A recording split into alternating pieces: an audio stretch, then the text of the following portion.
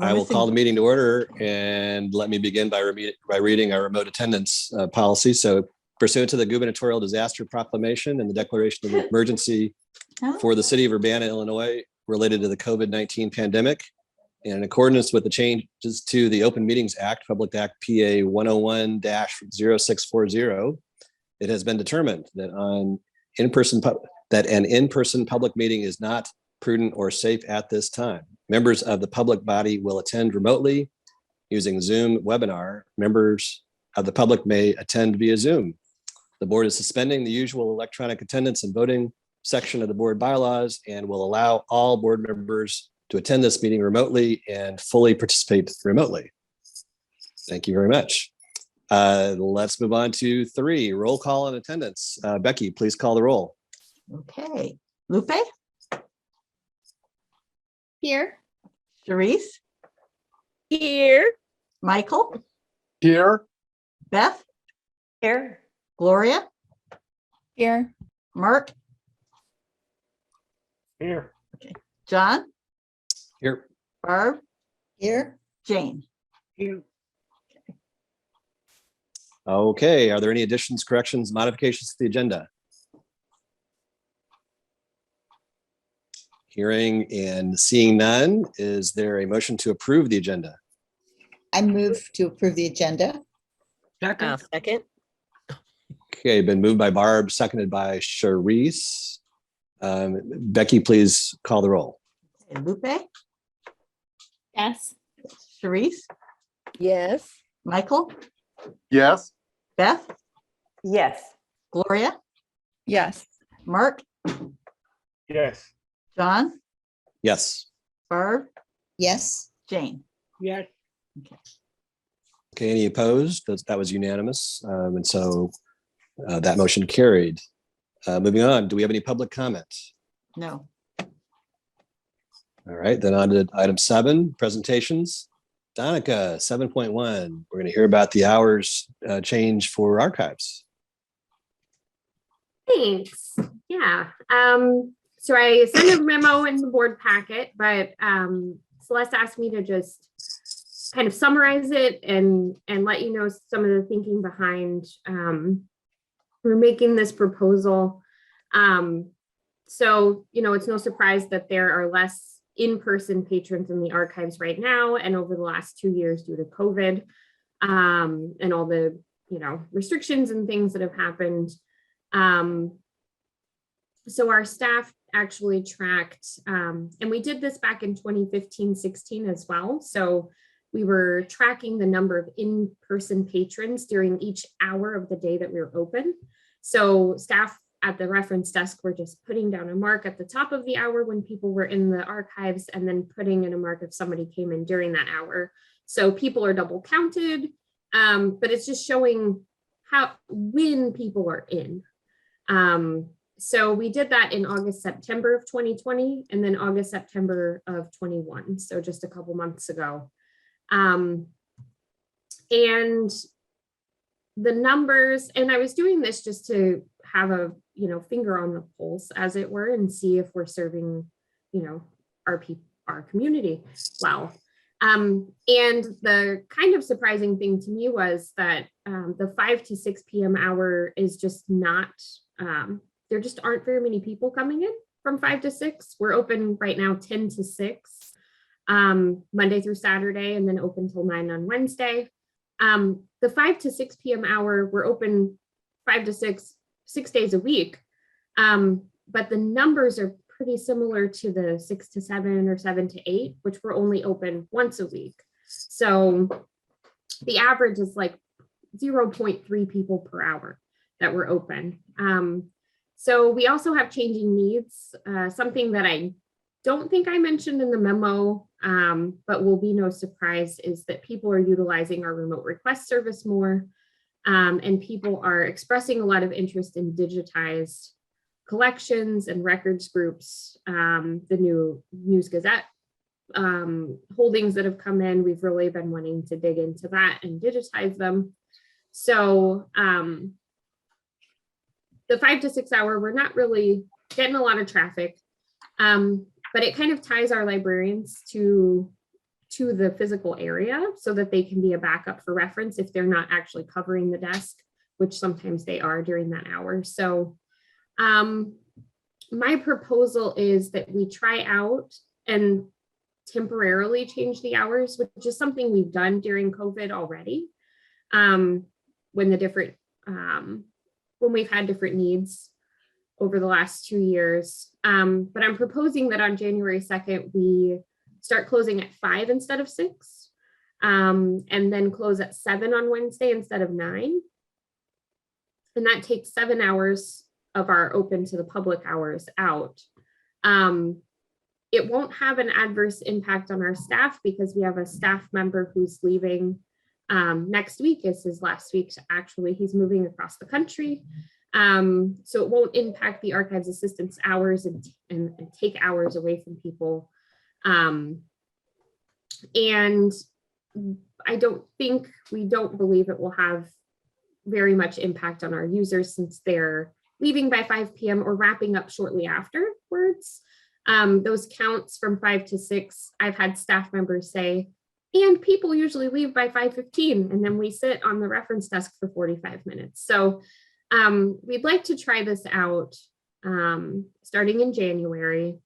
And that frees up our librarians a little bit to do things like special collections processing, especially for, I'm thinking, the News Gazette and Chanute, to get some larger processing plans done. It will free them up from the reference desk so that they can do that. A lot of the work, the preliminary work in archives needs to be done at that professional librarian level. So it would be really helpful to us to have kind of an extra flexible hour in the day. And the reason I'm bringing it as a recommendation rather than just saying we're going to temporarily change our hours is because we're going to keep a count like we did the in-person patron count. And I'm also going to have them track the phone calls that come in as well during those hours and track those separately for January, February, March. I think that's a good, January is usually very slow anyway. So we want to have March in there because people come out of hibernation and come back to the archives. Just to see how it's going and see if we have a lot of people say, why are you closing early? Or see if it's not affecting our numbers very much. And just keep track of that. And then in April, we want to compile that information and present to you either a recommendation for a policy change, which would be changing our hours permanently, or, semi-permanently, because it can be changed later. Or to say, you know what, that was a bad idea. We're going to go back to our other hours and stay open till 6 until 9 on Wednesday. So we wanted to give it a good college try for a few months, and wanted to bring it to your attention because there will be a recommendation for policy, whether it is just to keep it the same or to change it in April. So that would be my recommendation. I'm happy to answer any questions or anything. First of all, Beth, you're muted, so we'll be calling you just a sec. This is not an action item for us, as I understand it, but what staff is you're reporting to us so that in case we have questions, we can ask those. Beth will be first on the list. And then we'll get another report, and then Sharice, and we'll get another report, sounds like in maybe March or April, as to how this has gone. And we can evaluate it again. Of course, the board is always welcome to weigh in on the subject. So let's start with Beth. Thanks. So Danica, might I also suggest in the numbers you're tracking, if you can get a hold of all the people who are accessing the online areas of information.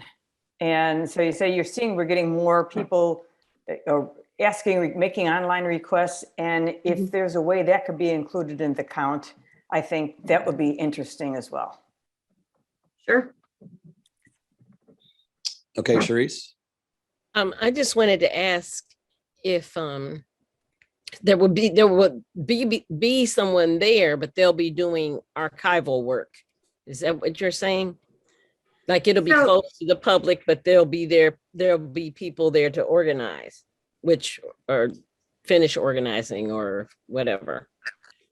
So our archives librarians are, they each work 39 hours, so they'll still be working that many hours. And they kind of overlap and sometimes work different shifts. So I anticipate that they'll be there. I know one for sure, she likes to work until 6.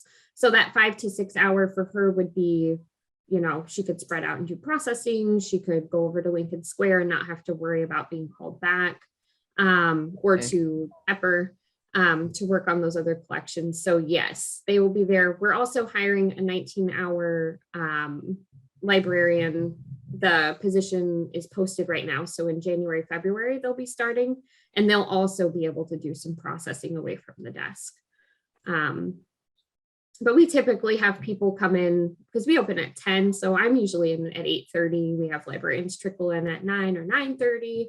And then we all leave at different times depending on our hours. So I anticipate that they'll be there during that time.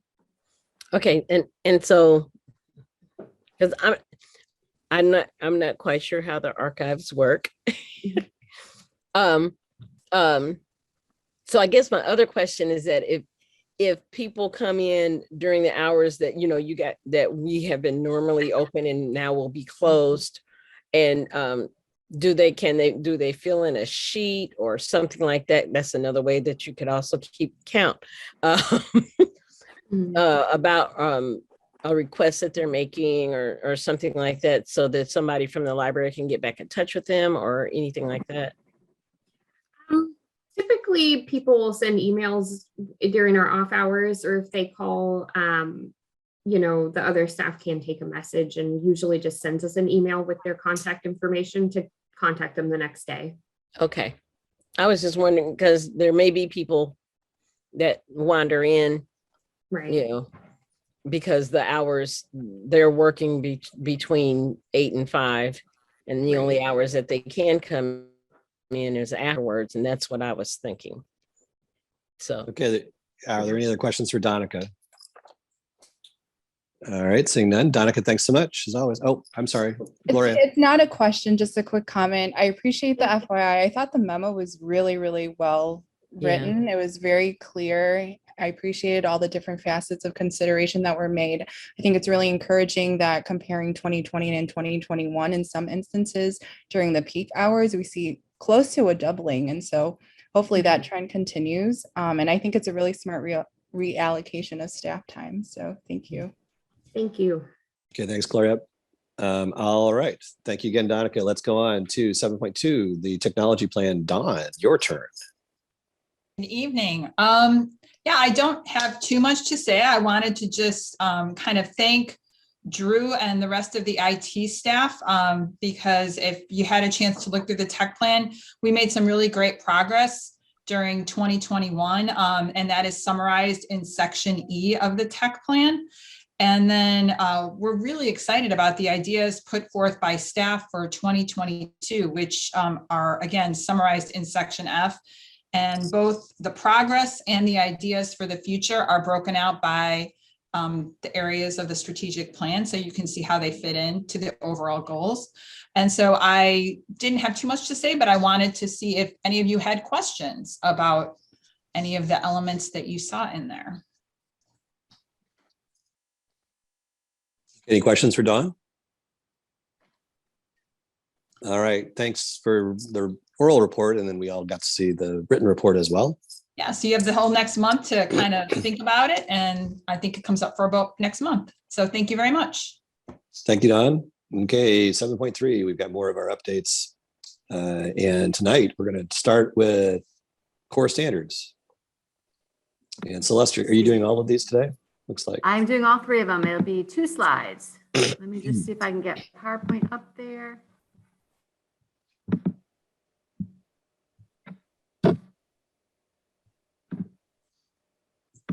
Share screen. Becky, can you allow me to share the screen? Just got it. So you should be able to now.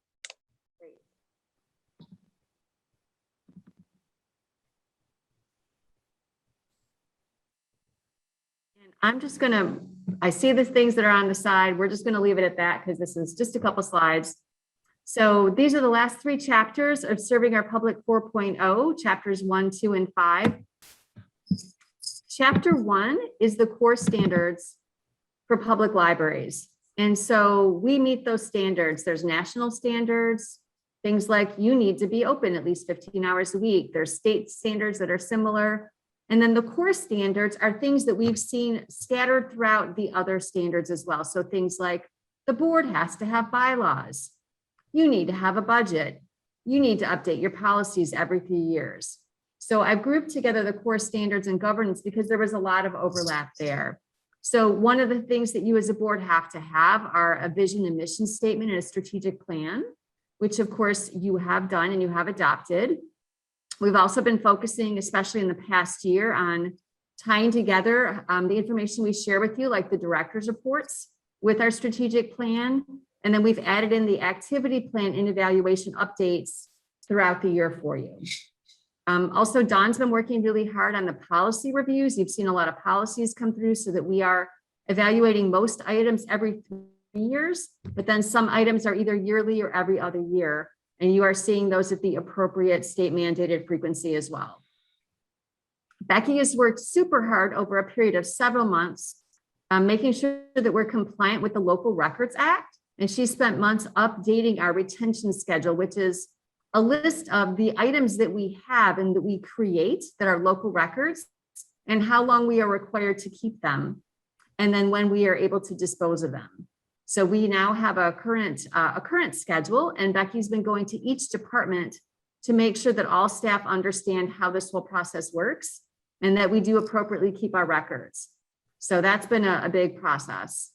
Now, areas for growth in these areas is always board advocacy. We love it when you're able to reach out and participate in either the Illinois Library Association legislator breakfast once a year or attend any training. I know, Sharice, you've reported back on the training that the library has provided, and Lupe, you've done different training with IHLS.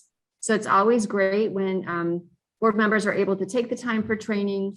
This is a reminder that we do have a training budget for the board and administration. So if there are events you'd like to attend, please let us know. The library will register you and pay for those things.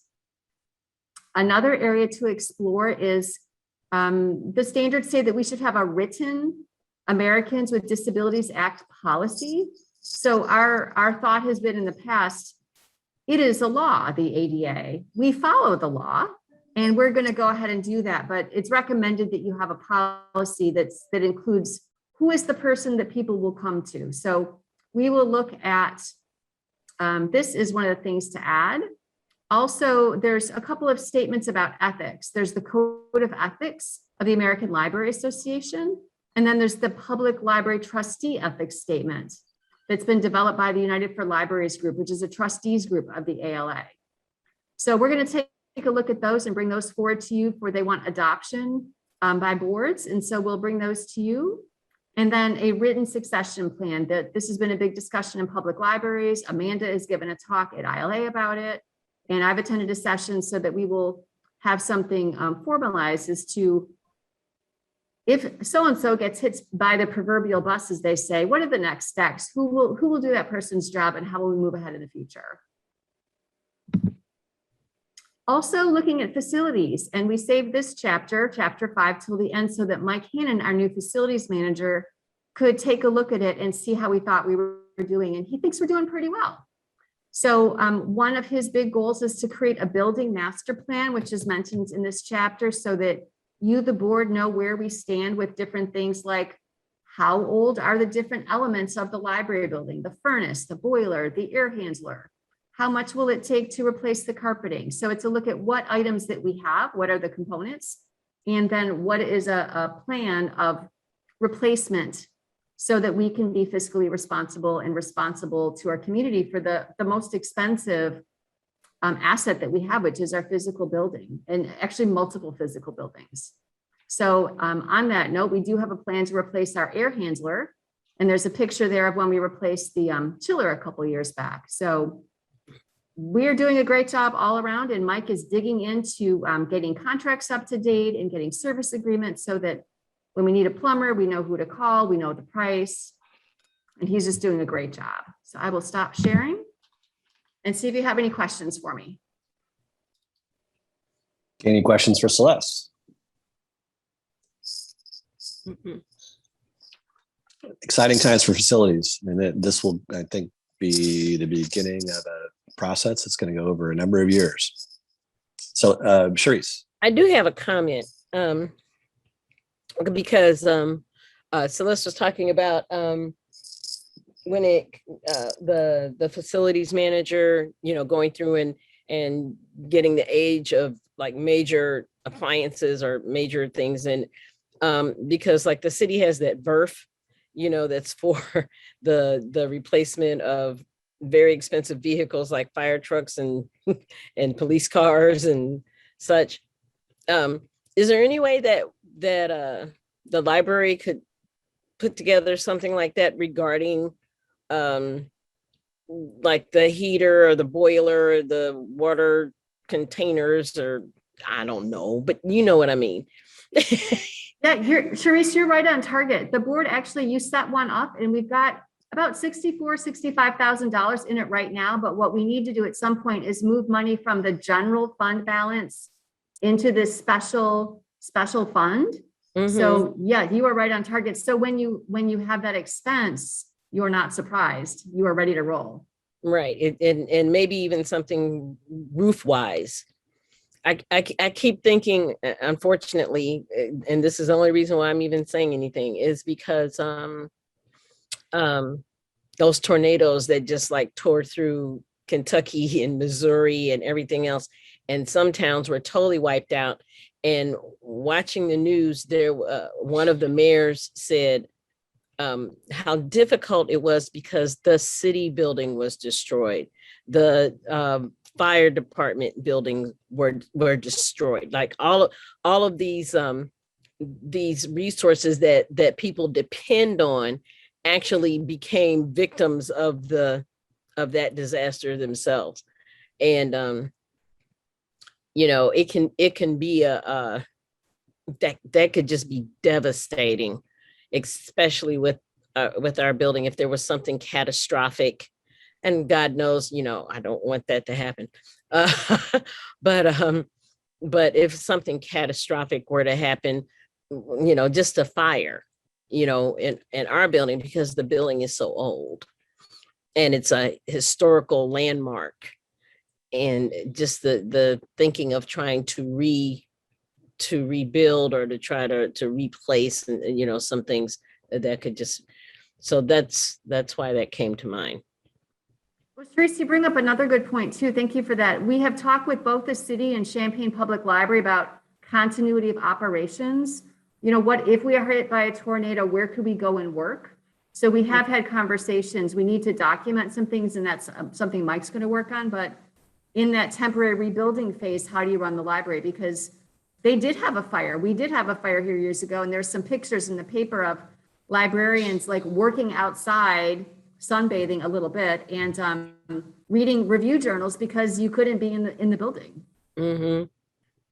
Okay. So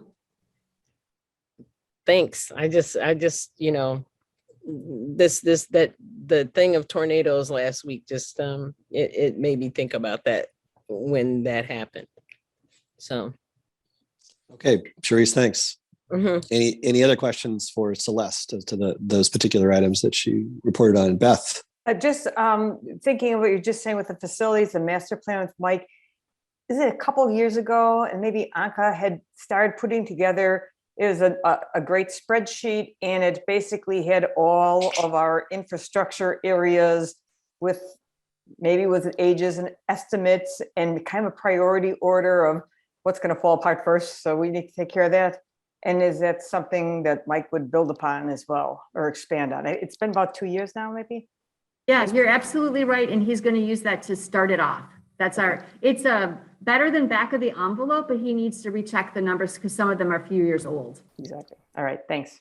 Well, and also following up on Charisse, it wouldn't be a bad idea to identify what we would do if there is a disaster. And so by that, I mean, what insurance we have and what other funds to take care of deductibles and the like. So an update on that I think would be appreciated by the board. Okay, any other questions or comments? Hearing none, let's then move on to the consent agenda. And let me read through these quickly, and then I'll entertain, first of all, are there any items that people would like to remove from the consent agenda?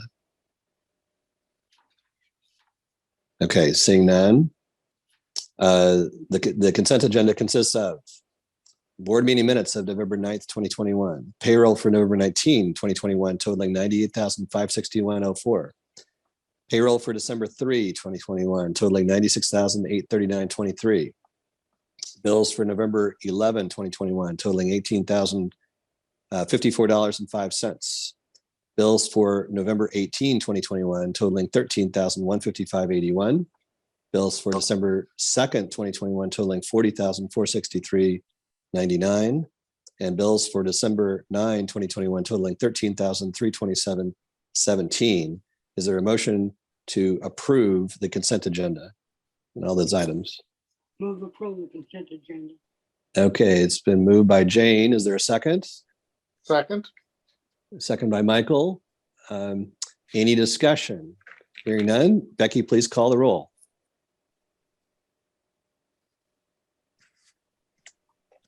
Lupe, Yes.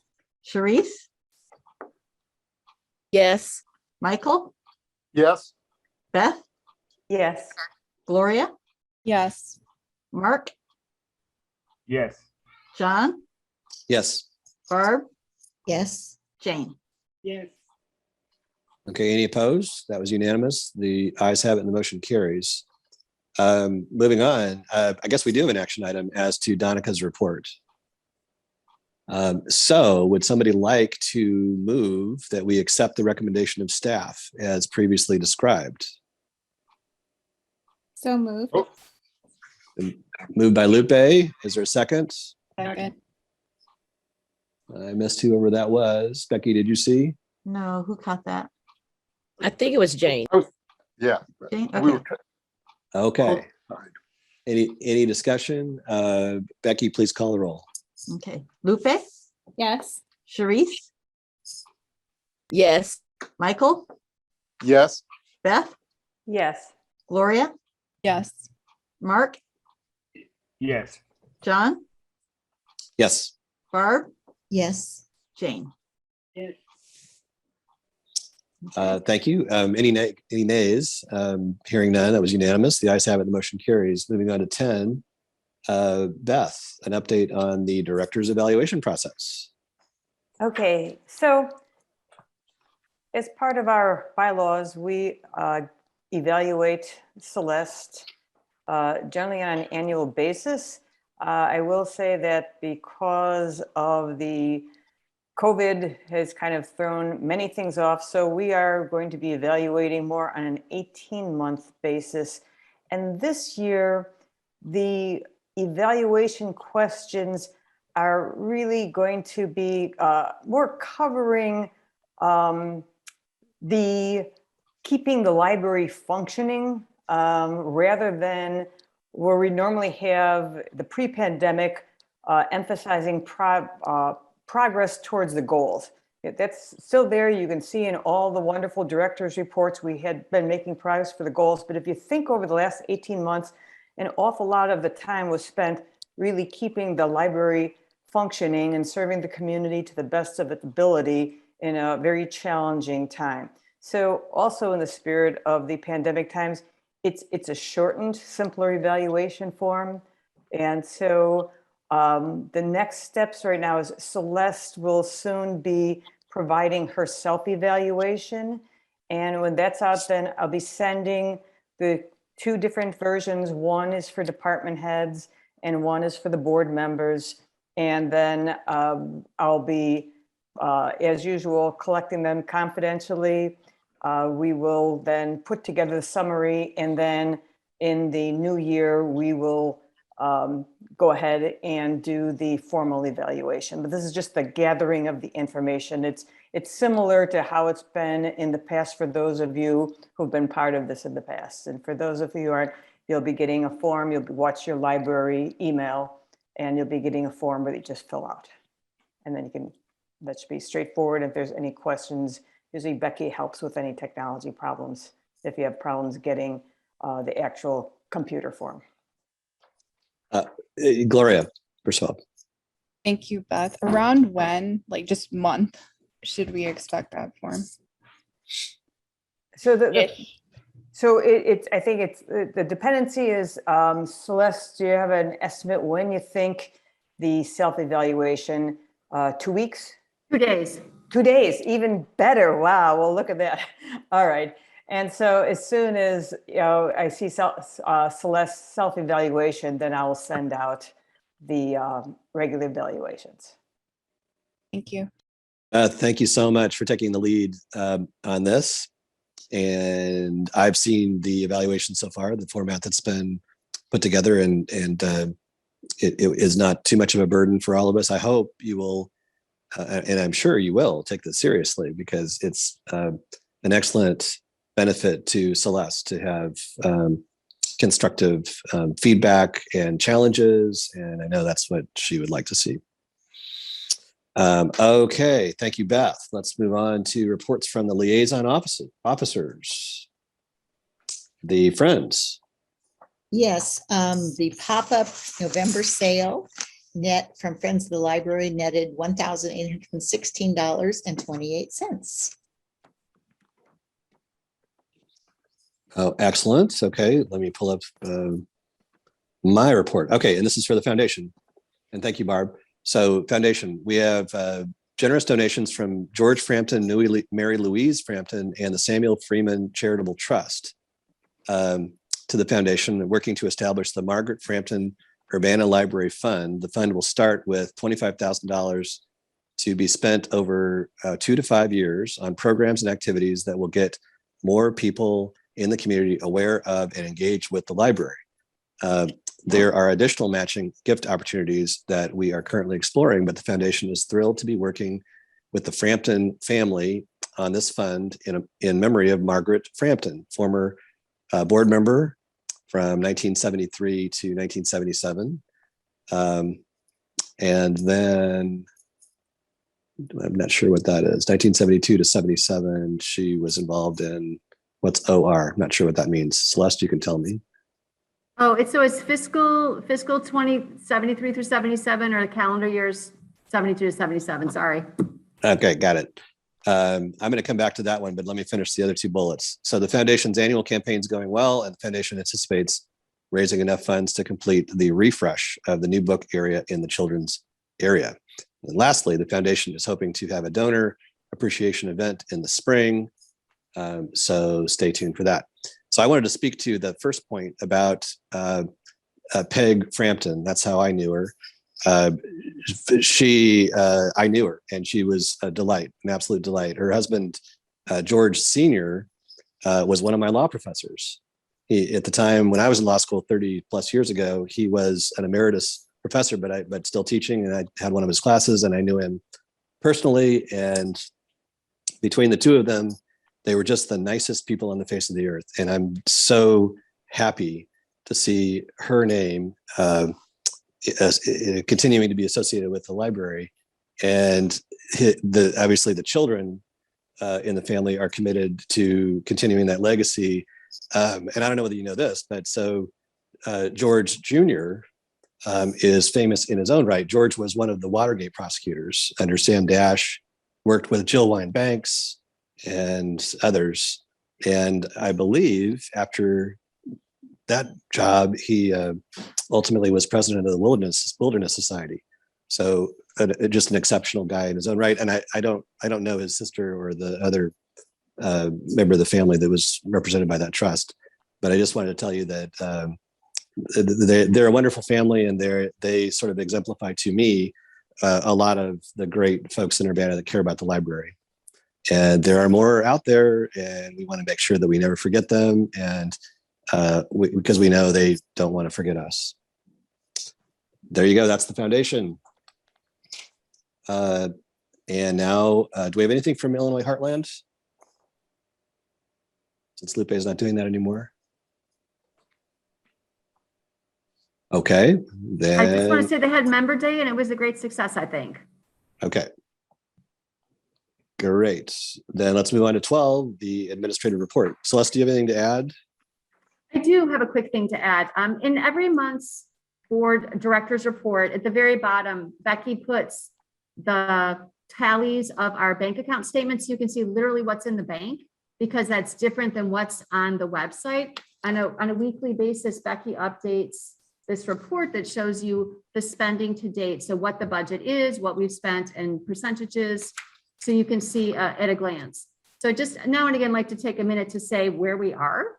So all things being equal, if we spent everything equally, we would be right now at about 40% spent out or cash received in for the year. Of course, nothing is equal. For example, about 80% of our revenue comes through taxes, and we don't even get that equally. More than half of our tax money comes in that May-June timeframe. But just at a glance, we have received 35% of our revenue, and that is good. Even our library fines are up. Our library fees, including notaries, have been doing a brisk business at $1 a pop. So we're at 52% of the year's library fees estimated, and we're supposed to be at 40%. So that's an increase.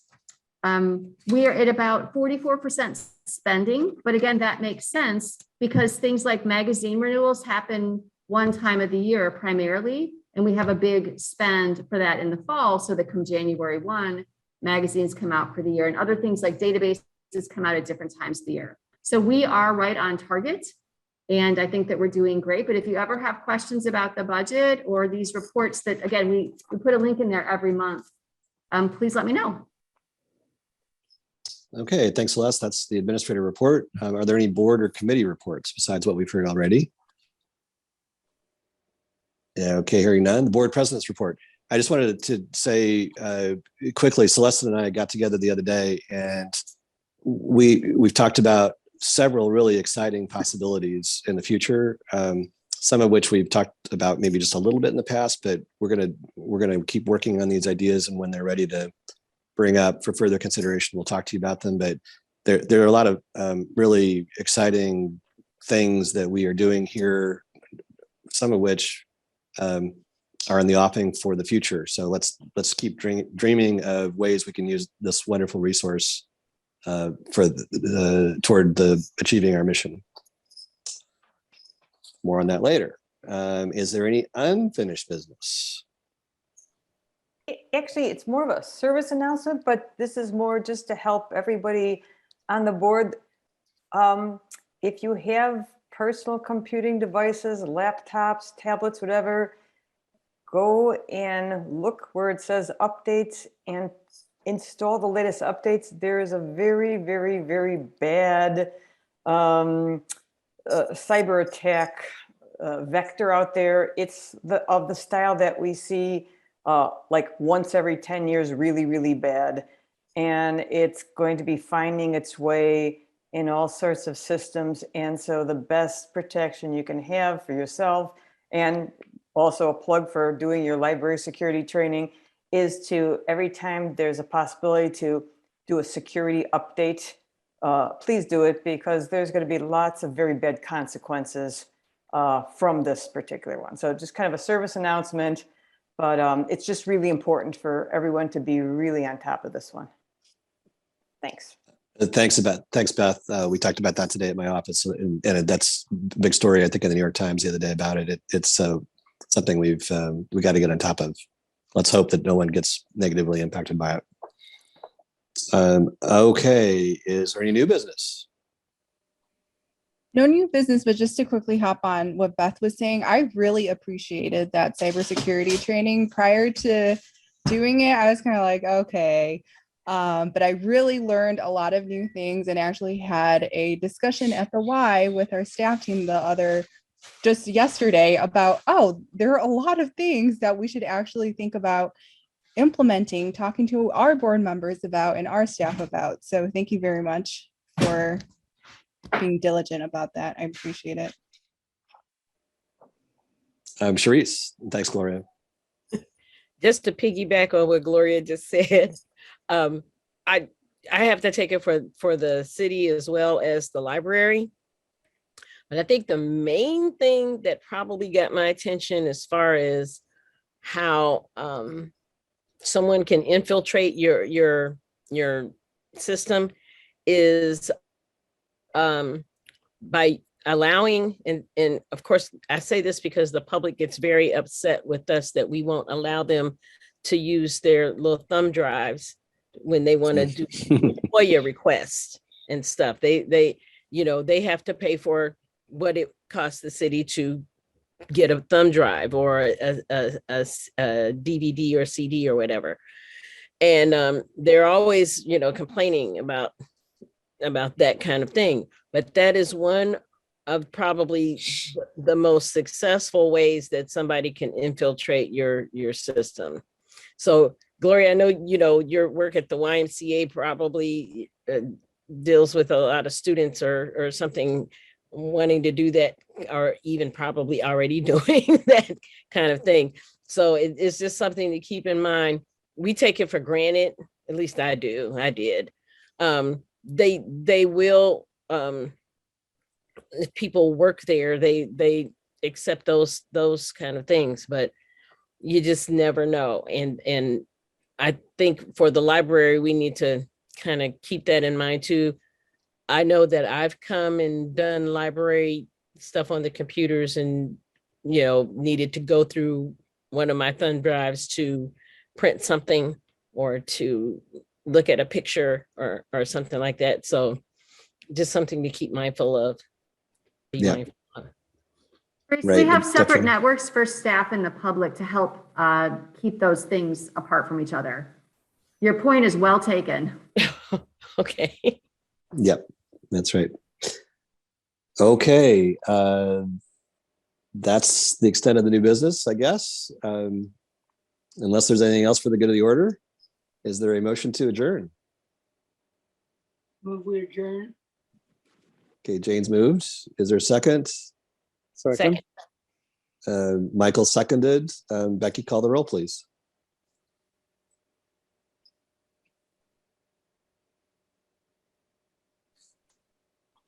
Lupe, Yes. Sharice, Yes. Michael, Yes. Beth, Yes. Gloria, Yes. Mark, Yes. John, Yes. Barb, Yes. Jane. Yes. Okay, stay safe, everybody. Great to see your faces and hear your voices. And just before we know it, we'll be together.